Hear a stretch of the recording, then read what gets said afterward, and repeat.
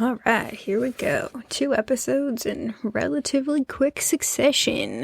This is, well, it's been a long time since I've managed to do this. Anyway, welcome back to I Don't Imagine Anyone's Listening, the podcast where I talk about whatever it is that I want to talk about because I don't imagine that anyone's listening. I am your host, Monica Murray-Durr, editor, writer, podcaster, certified internet nobody. You know who I am by now, and if you don't, welcome. Thank you for listening. Strange of you to start with this episode, but we're happy to have you here, especially if you're one of our German listeners. I really have come to rely on you, German listeners.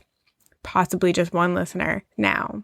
Just random fact, the single city that I get the most downloads from is Munich. I don't know why, but if you're one of my fans, if you're one of my fans in Munich, hello, I appreciate you. Thank you for being here. And more importantly, thank you for continuing to come back. Anyway, today we're not talking about Munich and how much I love my German fans, possibly single fan, whoever you are, I think you're great. Today, we are continuing our liturgical year of Tolkien. It is still Lent, though I'm going to label this episode Holy Week, because, just to break it up a little bit. And we are talking about The Two Towers, which, if you were with us last time, would make a lot of sense, because that's when we talked about the Fellowship of the Ring. I had slightly more coherent, I say coherent, if you listened to last time, you know that's not true. Even though I think more time elapsed between me finishing the Fellowship of the Ring and me recording that episode than there has now between me finishing The Two Towers and recording this episode. I don't really understand these notes that I took or remember what I meant by them. So this could be a rough ride. I apologize in advance. Anyway, here we go. I'm also going to have, I think, a lot less to say about The Two Towers. And I think that's a good place to start off, because the thing about this book is when I was a child, the first time I read these, I was 11-ish, and I found The Two Towers very difficult to get through. And it took me quite a long time to read. And then as sort of high school, college age, reading them again, it was not as difficult, but I think still a similar experience of The Two Towers being a bit of a slog and just not, I don't know, I just didn't find it as interesting. But coming back to it as an adult, like a proper adult, well, I say proper adult, not in college adult, let's put it that way. This is the easiest book to read, I find, and I think it's because the pacing is so good. So I complained about the Fellowship taking a long time to get going. I don't remember the page count that I cited, it was probably inaccurate. But the point is, it takes 17 years for that story to start. 17 years. This book takes place over the course of less than 2 weeks. Jumping ahead a little bit to The Return of the King, when Pippin meets Denethor, he says that we find out it's been 13 years since 13 days since Boromir has died. So a little bit less than 2 weeks for the Aragorn, Legolas, Gimli, Merry, and Pippin, Gandalf half of the book. We'll get to the other half in a moment. That one, I think, goes on a little bit further, but still only by maybe a day or two. The Frodo and Sam stuff. Though I do say, the pacing of this book is great. At the very beginning, Aragorn just randomly stops to recite some poetry before just getting on with his day. And it's after because obviously they have a funeral for Boromir, so they're gonna, sing some songs, recite some poetry, but they're just running along, chasing after Merry and Pippin, and Aragorn's just I'm just gonna stop here and recite a poem, and then we'll keep going, and then they just keep going. So there's that. But on the whole, this book is much faster. Part of it is because, the story has begun. We know what we're doing now. There's no preamble. Yes, the Fellowship is broken. Frodo and Sam have their mission. Merry and Pippin have been captured, so the other 3 guys need to chase him down. Everyone thinks Gandalf is dead, so we're just the immediate role of everyone is clear. We've got to get where we're going and save who we're saving. But this book is also interesting because I think, as far as I recall, it is the only one that makes use of non-linear storytelling, and not in the way in the Council of Elrond we had Gandalf recounting something that happened to him earlier, but that was within dialogue. This one we actually have some non-linear storytelling, because we start off with Aragorn, Legolas, and Gimli chasing after the orcs who have captured Merry and Pippin in an attempt to rescue them. And once they reach a certain point in their chase, we rewind and we see what Merry and Pippin were up to, which is, I think this is the only time he does this. Uses like actual non-linear storytelling where he pulls back and fills in some of the gaps and confirms or debunks Aragorn's ranger guesses. I think it's all confirmation. I think Aragorn's always right about his ranger guesses. This is also going to be something of a low energy episode because I am recording this later in the evening and I'm trying not to be too loud so I don't disturb my family. And I think because this book just moves and like we know what we're doing and we're moving along, we actually get some interesting insights that we couldn't have in the Fellowship because we were spending all this time setting up the journey. Because even though there is some pretty major adventure stuff, i.e. Moria in the Fellowship of the Ring, we are basically just setting up the story. Whereas in this one, we are actually getting to the story. So we actually get to see a little bit more of perhaps the mind of Tolkien. I don't know if I want to go that far, but you get some more insight, especially into the relationships between the characters and just sort of observations about life and the state of the world and some universal truths and stuff. I think to the end of universal truths, I'm gonna pull some quotes that I may or may not have written down. Bear with me. I also have to read my own handwriting, and if you know me and you've ever seen my handwriting, you know that's no mean feat. Again, I apologize for the low energy. I don't know if I apologized the first time. Just gonna keep flipping pages while I say things. Okay, here we go. I've got the page. Where's the quote? Ah, yes. Ow. Okay, so in the lead up to Helm's Deep, which, side note, much shorter in the book than in the movie. Because I know the movie, they kind of had to pad out that storyline because they needed some like runtime so they could match the actual plot progression that was happening with Frodo and Sam because they could bop back and forth. In the book, he doesn't have to worry about that. He just does one half and then the other. Which, another side note, that is a man who was very confident in his work. And he's like, we're just going to abandon our main character for a couple hundred pages, and what he originally intended to be a whole book because he wanted it to be one big book, and the publisher was like, absolutely not. And then he goes, okay, 6 little books, and they go 3 medium books, and he's like, fine. So originally we were going to just ditch Frodo and Sam for a full book. Anyway, but that's a guy who's very confident that he's like, yeah, people are gonna want to keep reading even if I just switch gears to only one set of characters for an entire book. But so we're leading up to the Battle of Helm's Deep. We are in the Hornburg, and they're talking about how historically these big old stone walls have been very safe and kept out their enemies. But Theoden has his doubts now because the world changes and all that once was strong now proves unsure.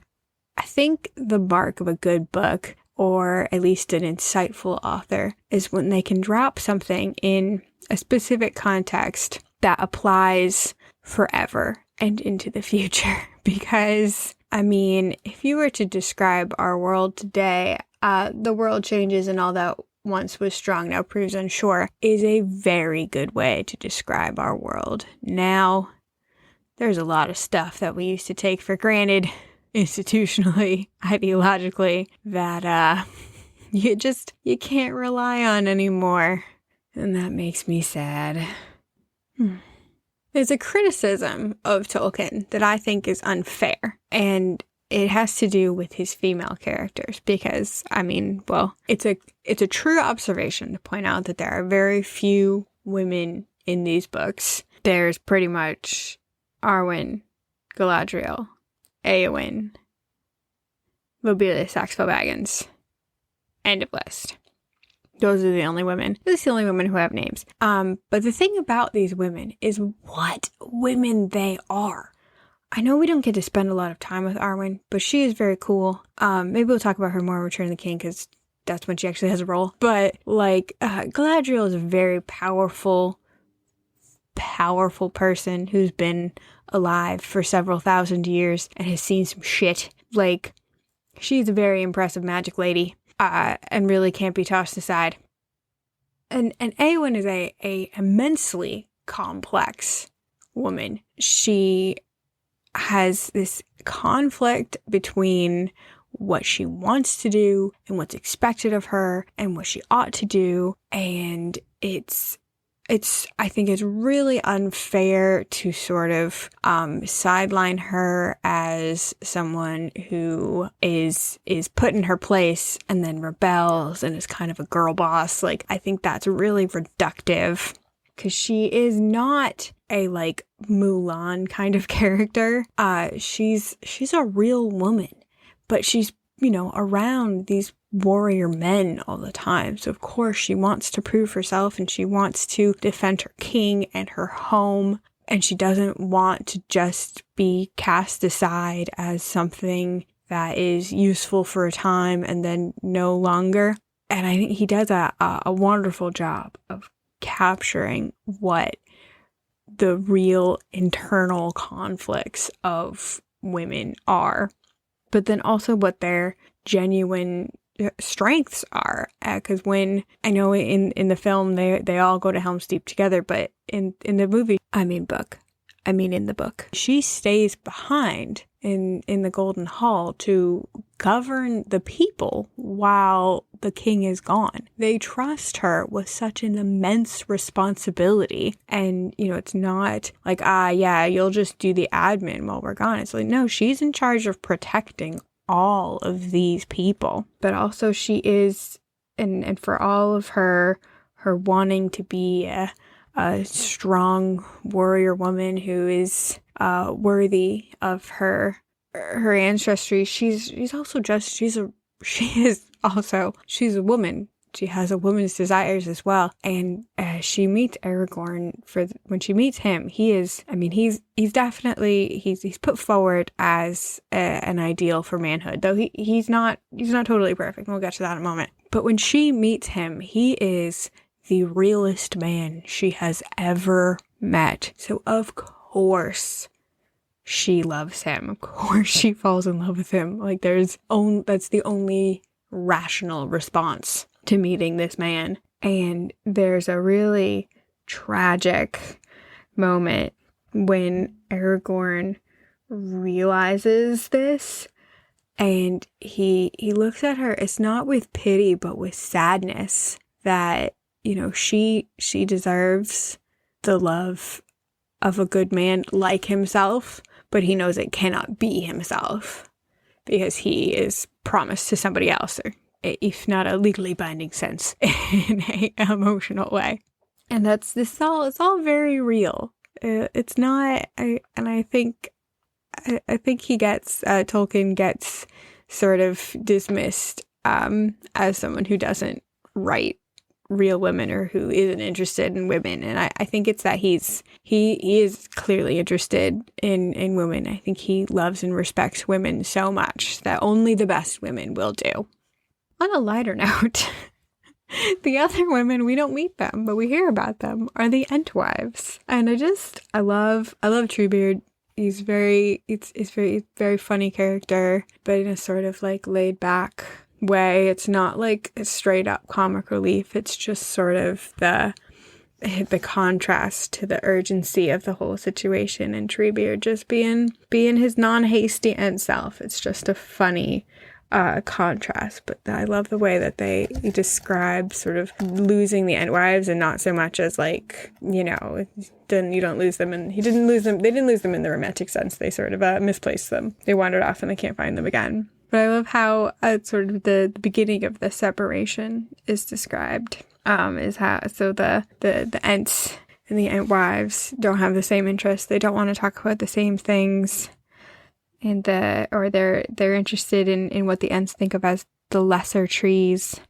They don't want to speak to the trees, so the Ents are the shepherds of the trees, so they speak to the trees, and the Entwives are not interested in that. They did not desire to speak with these things, but they wish them to hear and obey what was said to them. The Entwives ordered them to grow according to their wishes, and bear leaf and fruit to their liking, for the Entwives desired order and plenty and peace, by which they meant that things should remain where they had set them. And that is all women. The Entwives are all women. We want things to be the way that we put them. And why did you move that? It was where I wanted it. Again, I think this is Tolkien really thoroughly understanding women. And also, I think he'd been married for quite some time at this point. And he probably knew. You put it back where you found it. Why did you touch it in the first place?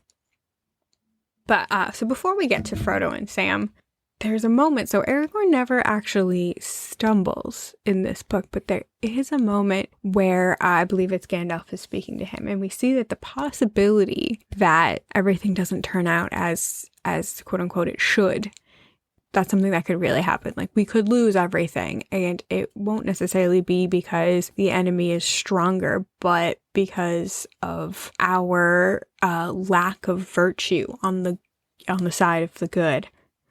Aragorn's path is clear. He knows what he has to do, and he is nearing the end of his journey to being king. And Gandalf warns him, do not then stumble at the end of the road. He's so close that the possibility for failure is more dangerous than ever. And you can never, ever let your guard down. And again, just good advice. These books are full of good advice. And I think that's another mark of a good writer, is that you can incorporate good advice into the context of the story, and it doesn't seem preachy or that he's trying to teach you a lesson. It's just a thing that one person says to another, and it makes sense in context, but it's also a good life lesson.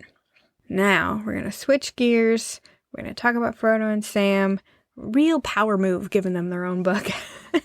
Anyway, the timelines of these two stories, or two parts of the story, is a little bit hard to keep track of. That is something I did appreciate about the movies, because in the movie they flash back and forth between one storyline and the other. You do have a better sense of, what's happening with one set of characters while the other set of characters is doing this thing. It's what my mom calls a meanwhile movie. So that's a little bit hard to keep track of. And as I recall, in Return of the King, he does a bit better of mentioning, like, yes, well, so-and-so was doing this, Frodo was up to this. But again, we'll get to that in our Return of the King discussion in Easter. There's also not much debate, but, some debate over what the two towers are in the title, because I know in the movie they framed it so that it would be Orthanc and Barad-dûr. I don't know. I don't think that works in the book, because, Orthanc is certainly important.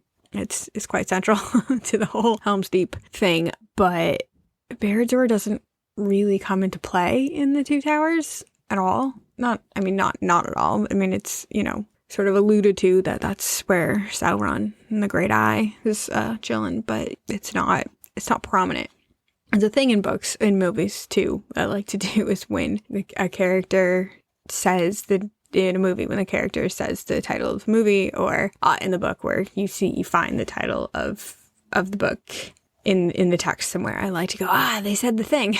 And I had not noticed previously that in the Two Towers, they do say the thing. It's when Frodo and Sam and Gollum they arrive at the Black Gate, even though they can't get through it. Hence the name of the chapter being The Black Gate is Closed. Where's the beginning of that? Let's see. He refers to these. Here we are. And so he's describing the area around the Black Gate. And so there are, on either side of the gate, there are high cliffs lowered upon either side, and thrust forward from its mouth were two sheer hills, black-boned and bare. Upon them stood the teeth of Mordor, 2 towers, strong and tall. Said the thing. In days long past, they were built by men of Gondor in their pride and power, and after the overthrow of Sauron in his flight, lest he should seek return of his old realm. But the strength of Gondor failed, and men slept, and for long years the tower stood empty. And then Sauron returned, Now the watchtowers, which had fallen into decay, were repaired and filled with arms and garrisoned with ceaseless vigilance. Stony-faced they were, with dark window holes staring north and east and west, and each window was full of sleepless eyes. I think these are the 2 towers of which the title speaks. This is my only evidence, but I think it's pretty good. All other evidence is kind of speculation. You could say, oh, it's Orthanc and Minas Morgul, or could you say Barad or Minas Tirith? Is Minas Tirith really a tower? I don't know, but like he said, they're called the 2 towers, and they're blocking the way. They're full of eyes. So that's my theory. I'm sticking with it. Alrighty. It's not my finest work, which is a bit of a letdown, because even though last time was a little bit all over the shop, I was pretty proud of it and I really enjoyed it, but it's just a different vibe this time. The way the cookie crumbles. I've written foreshadowing. What does that mean? I wrote a page number. Let's find out. I don't remember now. This was many days ago. I remember. So there's a lot of, I had forgotten about the Frodo making Gollum swear on the ring, on the precious, to do as he says and not hurt him. And as he says earlier, the ring is treacherous and will hold you to your word. But here we go. So that's speaking of, so he says that they're in danger, but Frodo says, I mean a danger to yourself alone, yourself being Smeagol. You swore a promise by what you call the precious. Remember that. It will hold you to it, but it will seek a way to twist it to your own undoing. Already you are being twisted. And yeah, foreshadowing. Because like that's how the whole shebang ends. Spoilers. But it twists him to its undoing. Yeah, he gets his precious back, then he falls into a volcano and dies. And saves the world inadvertently. Good job, Smeagol. I had not noticed that before. Infinitely rereadable, these books. Oh, I also thought it was cool. And like I had sort of knew this, but I kind of forgot it. So like obviously in the movie, you can't not. The visuals from that movie are just so burned into all of our brains because it's just, it's good. And one of those is the eye. And you think of Sauron when not in his physical form. It's just not in the like big armored form. Before Isildur cuts the ring from his finger, he just went straight from big armored guy to eye. But that didn't happen because Gollum has definitely met him because he's been captured before in Mordor, and they let him go so that he could, find the ring and bring it back to them under his own volition or no. But Gollum describes his hand, Sauron's hand, and he says, because they're talking about Isildur and how he cut the finger off of the enemy. And Gollum says, yes, he has only 4 on the black hand, but they are enough. I think Gollum is talking from experience. I think he's seen the black hand. I don't think that's a metaphor. I think Sauron has a body of some kind, and he is like pacing in his tower. He's not just a big flaming eyeball that's also a searchlight. There's a couple more things I want to talk about, and 2 of them are in relation to the movie. And because I know there's a lot of controversy, upset, etc. in the hardcore Tolkien fan circles about the character of Faramir in the film, and how in the film he is not as good and incorruptible as he is in the movie, or other way around. Yeah, he's in the movie, he's not as incorruptible and good as he is in the book. Film and movie are the same thing. Oh, I'm tired. Okay. And like, yeah, fair enough. And I know the screenwriters defended this, and I think they were right to make the change that, the whole point of the movie is that you're watching the evil of the ring weigh down Frodo, and it gets harder and harder to bear the burden until it's ultimately impossible for him to actually throw it away. And having Faramir literally say, if I stumbled across it on the highway, I wouldn't pick it up, kind of undercuts the power of the ring. But I think what's interesting about the book, and so I don't think it's what they did in the movie, I don't think it's a totally unfair reading of the book, because in the book, Faramir never sees the ring. He knows Frodo has it, and Sam lets slip what it is, that Isildur's Bane is the ring of power, but he never sees it. Whereas Boromir does. I mean, yes, Boromir was supposed to, but we get the impression Boromir was a proud man, and the bigger they are, the harder they fall, and he gave in to temptation. But Boromir also saw the ring. It was open, it was on display during the council. He saw it. He was with Frodo for weeks, I think, is what we're supposed to understand. That they walked for at least a couple of months together. He was in the presence of it, and it was gnawing at him the entire time. Whereas Faramir, although he is supposed to be of a higher moral quality than Boromir, he's not faced with the same temptation. Thought it was worth mentioning because at least I haven't heard in those discussions anyone point out that, well, Faramir, even though he knows what the ring is and he definitely has the power to take it, he still hadn't seen it. So I don't think it's the same level of temptation. Next up, I have criticism of the movie. It's technically Return of the King because it's on the way up to Shelob's Lair, but it's in the Two Towers book. But I think it's a criticism that everyone has of the movie, or most people do, is the sort of contrived, the fake tension between Frodo and Sam, with Frodo being tricked by Gollum and sending Sam away, and then the weird early 2000s movie move of getting close up on the guy on Sean Astin's mouth while he goes, "Share the load." I hate that part of the movie. It's so cringe. Anyway, reading these books again, what I really don't like about it now, other than it's just sort of it's totally made up just to sort of get some, just to up the stakes or whatever, or to get Frodo alone for whatever reason, is that it really diminishes the character of Frodo, because in the book, Frodo is always kind to Gollum, but he's never taken in. Frodo is no fool. He knows exactly what he's dealing with, or who he's dealing with. Just the idea that even though, the ring is not quite, the ring is working on him and corrupting him, and the evil is getting harder and harder to resist, Frodo's not stupid. We all know that Gollum is tricksy, wicked, and false. But reading that now, that's really frustrating. It doesn't ruin the movie for me, because that's one small part of the movie and the rest of it is so good. But that is that one, I wish they had found a different way to up the stakes in that. But the whole Shelob's Lair thing it's very dramatic. I don't think they really needed to add to it, but if they wanted to separate Frodo and Sam, they could have gotten lost in the tunnels, I thought that was completely unnecessary.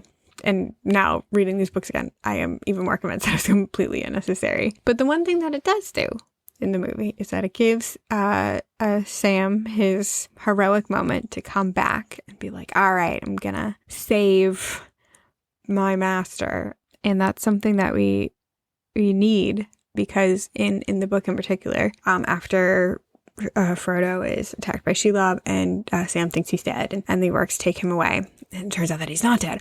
Twist. Imagine reading that for the first time, and even though that reveals in this book, it's not like he waits for the next book, but that's still kind of a big one. You genuinely think Frodo is dead if you hadn't read these before, or hadn't been sort of ingrained in the cultural zeitgeist. Anyway. And it's a theme, I think Sam says it explicitly, but it is run throughout all the books, and it's that the great tales never end. And that, I think, is Tolkien's way of saying that we're all part of salvation history, because as you may recall, he's a Catholic, and we Catholics will never let any of you heathens ever forget it.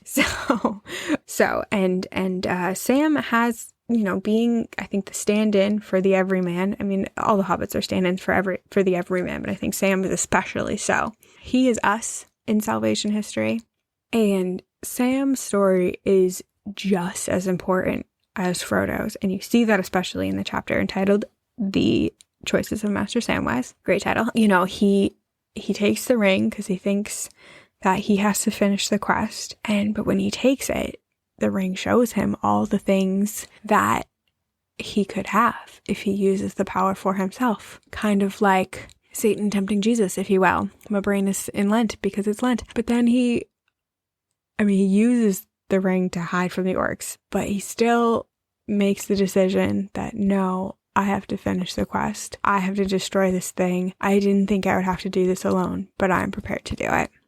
On that note, I think we'll stop there because it is quite late and I do need to edit this and upload this so it can go out tomorrow. I was hoping that I would get to do this over the weekend and I could have put this out on Sunday, but whatever. Stuff happens. You guys, once again, do not need to hear about my personal failings. Your organisational skills are lackluster. Your timekeeping is abysmal. As always, thank you for listening, especially to the German listeners. You German listeners, you're great. You got my Cloud Cuckoo Land episode up to 200 downloads. Which I know is like not that impressive, but for me, that's pretty big. That's a big deal. Thanks, guys. I don't think one of you was the 200th download, but you people from Munich made a big chunk. I'm really, really, really pleased. That's a big deal for me. I'm pretty happy with that. The best episode. It's the most popular episode I've ever made, probably because it was reviewing a very popular book before the book was even out. If only I could keep doing that. But even my second most popular episode, but nowhere close in downloads wise. But that was when I talked about the Netflix Persuasion movie right after it came out. So it's almost like, if you're like topical and on top of things, people are interested. But I'm not into that. So I know I said that this one was going to be shorter than last time, but it might be longer. But there's also some very long pauses as I sleepily try to collect my thoughts. So anyway, I'm going to call it there. Thanks for listening. Return of the King is up next. We'll be doing that in Easter, which, is actually appropriate because, it's the Return of the King.